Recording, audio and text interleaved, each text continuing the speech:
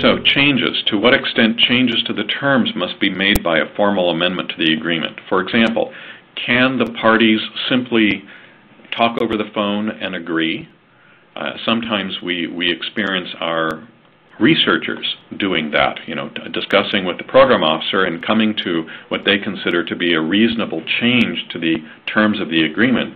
Both of them have agreed to it, but it may not be whatever they've agreed to may not be enforceable under the contract, because the contract may say that changes to the terms of the contract may only occur via a formal amendment signed by authorized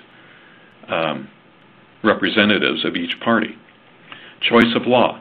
Which laws will govern interpretation and performance of the contract? We'll look at that a little later. Disputes.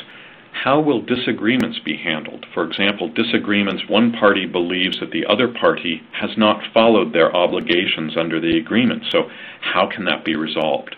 What's the process?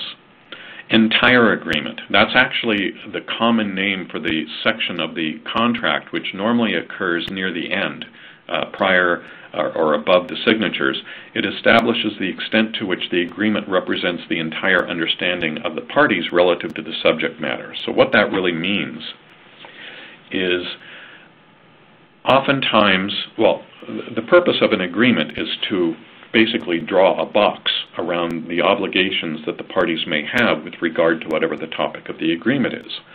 So if this agreement that you're putting together is supposed to draw a box around that understanding, you don't want other understandings about that same topic occurring outside of the agreement.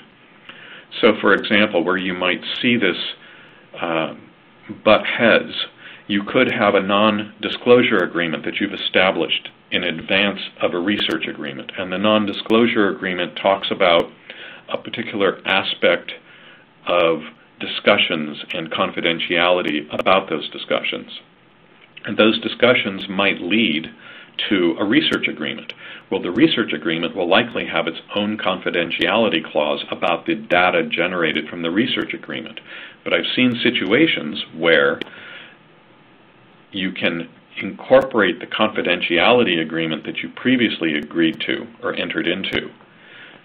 You can also have a problem if that confidentiality agreement is describing or crosses over, basically the boxes that were drawn around each agreement actually topically overlap.